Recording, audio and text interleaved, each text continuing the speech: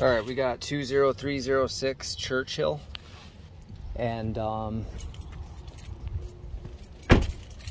here's what we're doing. I'll start over here because there's two downspouts. You're gonna cut through the concrete on the patio to get it down into the ground and then just put rocks back. She's gonna hire a concrete person to put it back. And that's just for these two. She wants this bush removed too, so go ahead and remove this bush. We're not doing any grading on this side. We're just, there's a downspout over here. That's where the one in the concrete is. Here,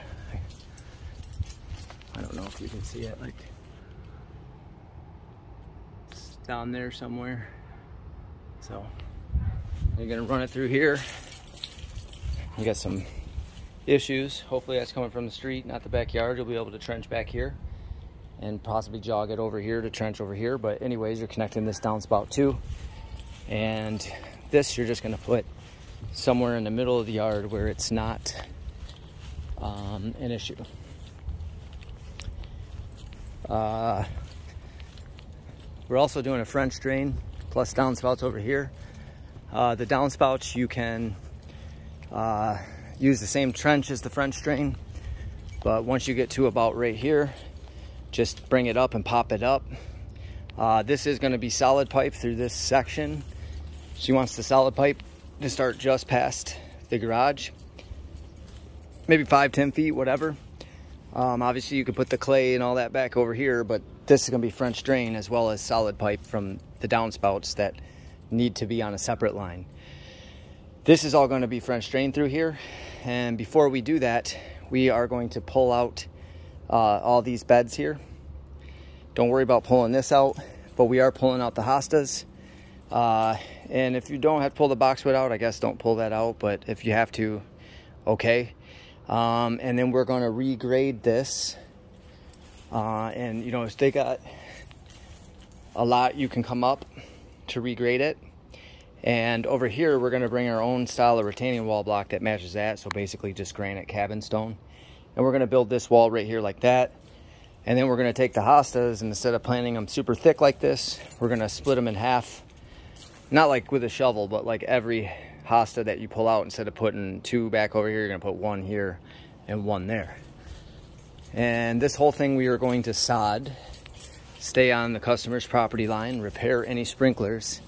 And the thing about this fence here is that if you have to grade, and I said we would like raise the fence if needed. So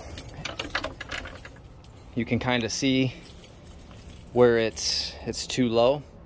And I told her, you know, you'd have to raise the fence like right here, and that it wouldn't necessarily, it might leave holes. She said she does not care. She wants the water fixed. So if you have to raise the fence, raise the fence. And then the French drain comes through here. Here's another downspout that we're hooking up, and that is going to tie into that downspout that's down there.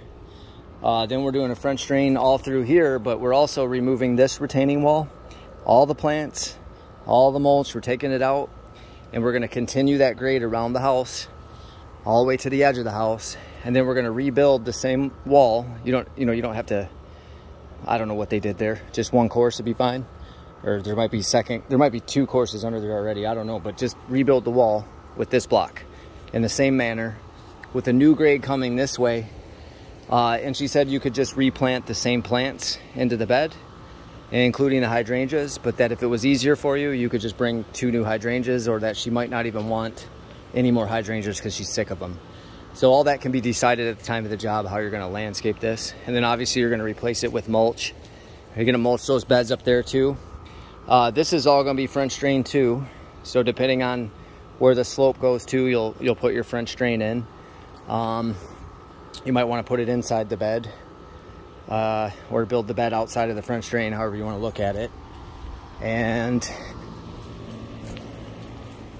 this part right here, we're plugging that in too and going around. I don't think I'd necessarily cut the concrete out here. You could ask her, but over here, she definitely wants the concrete cut out. So that's right here. So she said, go ahead and cut this little strip of concrete out. That way you can get the, you can bury the pipe through here. If you think that's gonna be too much, just tell her and go across the concrete. But because I'm not sure how thick it is, or if you think it's going to cause a problem like in her foundation with water getting down in there, because she's already having water problems. So maybe don't cut it out. It's starting to seem like a bad idea. So yeah, this is probably going to cause more water problems if the concrete's open right there. So don't do that. Just go across there, plug that one in, go straight. And you're sodding on the side of the house, so that's part of the deal. And this whole thing is going to be rebuilt, and this is all French drain too. So, and French drain all the way wrapping around to the front, and then solid pipe the rest of the way. Just use your zip level and make sure you don't have to go under the sidewalk with the French drain. If you don't, just pop it right at the sidewalk. If it's not low enough, which I'm pretty sure it is, I mean, it looks pretty low, then go under the sidewalk and go out towards the street more. Just go wherever you gotta go to get it low enough. So, okay.